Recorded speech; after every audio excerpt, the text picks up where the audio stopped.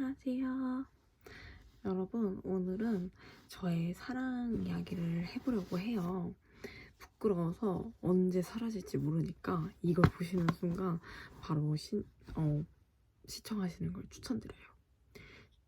제가 이게 이야기가 굉장히 길거든요. 그래서 긴 만큼 여기 아이패드에 좀 써서 준비를 했어요. 그래서 이걸 보면서 얘기를 해드리도록 할게요.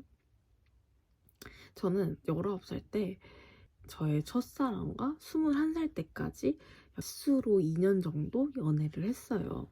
어렸지만 서로 진짜 너무 사랑했고, 그때는 당연히 그 남자친구랑 결혼을 할 거라고 생각했을 정도로 서로 열정적으로 연애를 했던 것 같아요.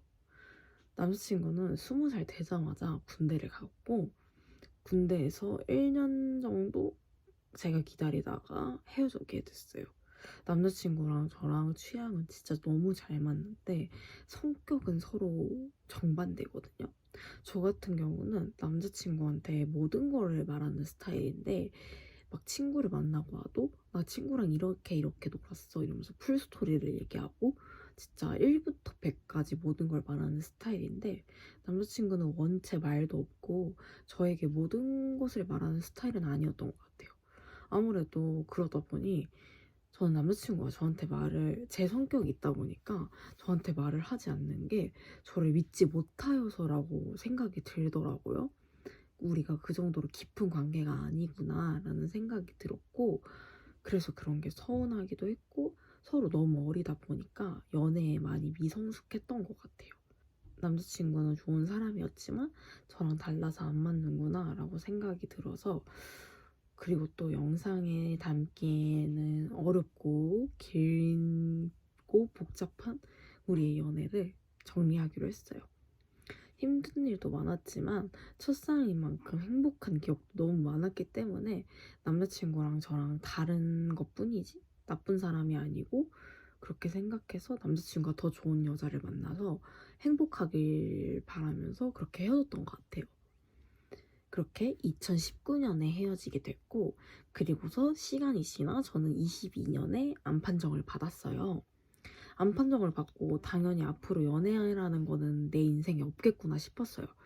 왜냐면 새로운 사람을 만날 기회도 이제 없고, 누군가를 만나서 나 암 환자야 라고 말했을 때 반응이 두렵기도 하고, 그렇게까지 말할 정도로 연애에 열정을 내가 쏟아부을 수 있을까라는 생각이 들어가지고, 앞으로 연애라는 거는 내 인생에 없겠구나라고 생각을 했어요.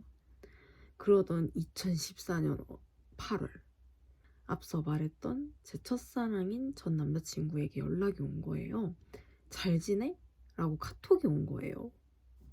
저녁쯤에 연락이 왔는데 약간 술 먹고 연락할 시간 정도는 안 되었거든요. 한 7, 8시 정도?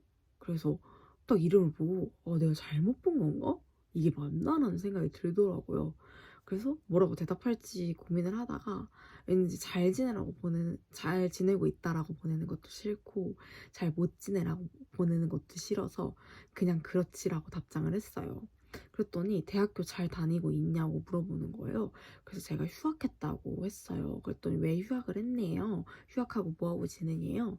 그래서 제가 아프다고 했죠. 그랬더니 갑자기 이제 어디가 아프냐고 전화를 할까? 이러는 거예요. 그래서 4년 만에 전화를 하게 된 거예요.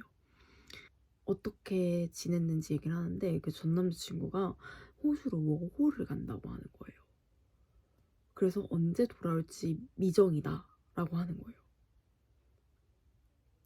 뭔가 이 세상 어딘가에서 잘 살고 있을 거라고 생각한 남자친구가 워홀을 간다고 하니까 너무 슬픈 거예요.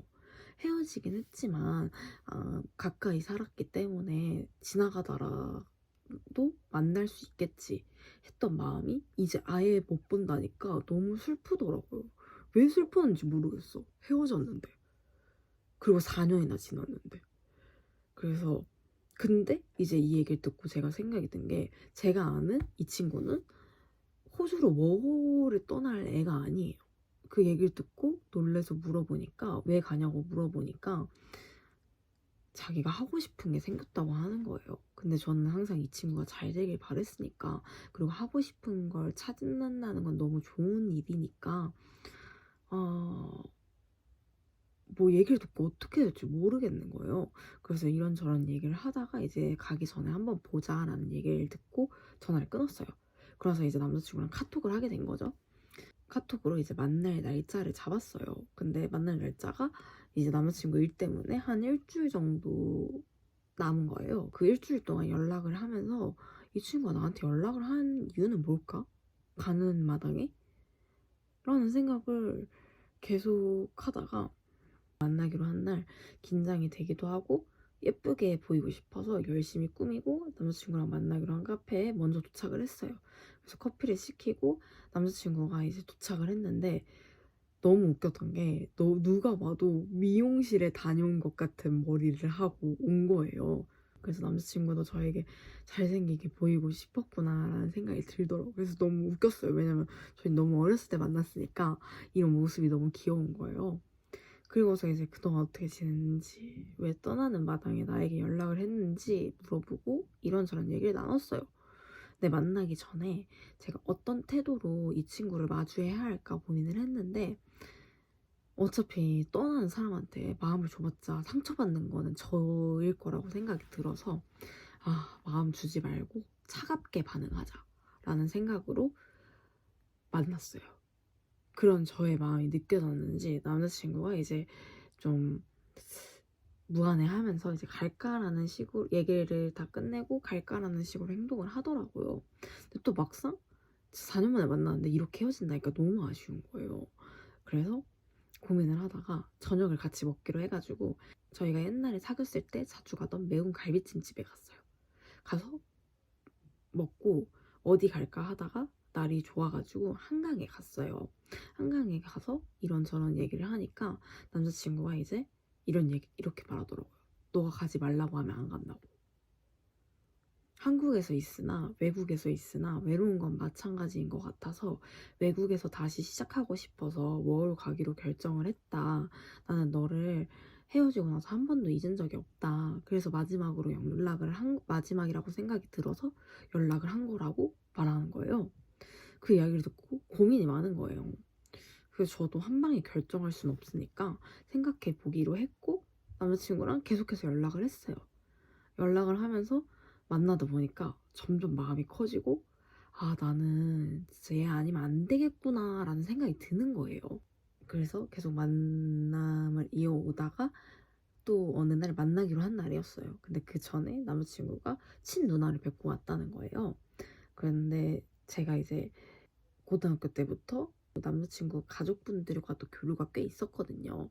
그래서 누나랑도 아는 사이여 가지고 "누나가 뭘 하셔?" 라고 물어봤더니 "둘이 어떻게 됐냐."고 물어봤다는 거예요.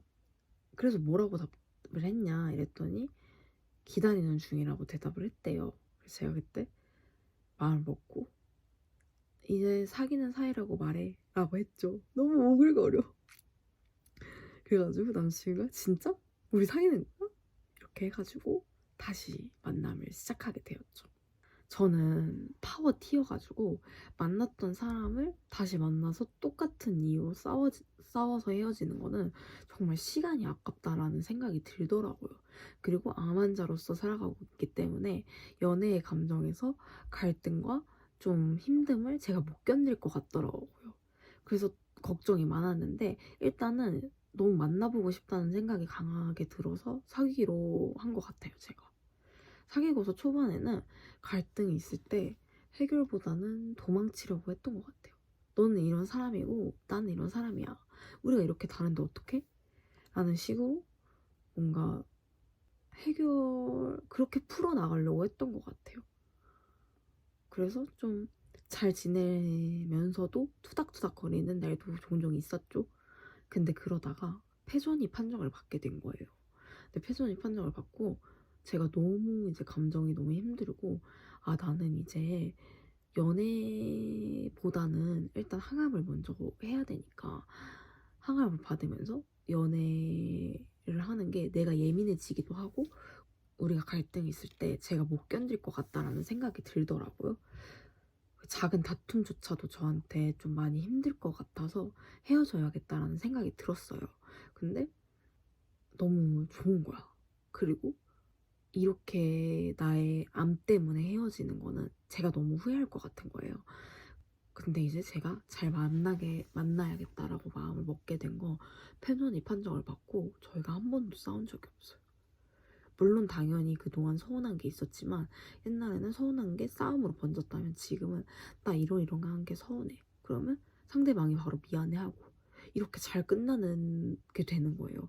그리고 만나다 보니까 이 친구가 저한테 얼마나 진심인지 알게 되고, 저라는 존재를 온전히 사랑해준다는 게 느껴지는 거예요. 그래서 관계가 많이 깊어졌고, 이제 우리가 현실적으로 결혼을 언제 할 수 있게 될까라는 얘기도 나누게 된 것 같아요. 그렇게 지금 518일 동안 연애를 잘 이어오고 있습니다. 남자친구를 만나기 전에는 가족 때문에 버텼다면 지금은 남자친구 때문에 버티고 있는 것 같아요. 우리의 40대, 50대가 어떨지 궁금하고, 평생 함께하고 싶고, 이제는 없어서는 안 되는 존재이기 때문에 제가 힘든 항암을 버틸 수 있는 힘이 되는 것 같아요. 암 환자에게 연애가 가능할까? 라는 고민이 드는 분들도 많을 텐데, 그걸 이길 만큼 본인을 주는 사람을 만난다면 저는 오히려 긍정적으로 더 버틸 수 있는 힘이 되기에 정말 좋다고 생각해요. 남자친구랑 어렸을 때부터 만나고 지금도 여러 가지 재미있는 썰들이 많은데, 그건 제가 또 차차 풀어보도록 할게요. 이렇게 이야기를 마치겠습니다.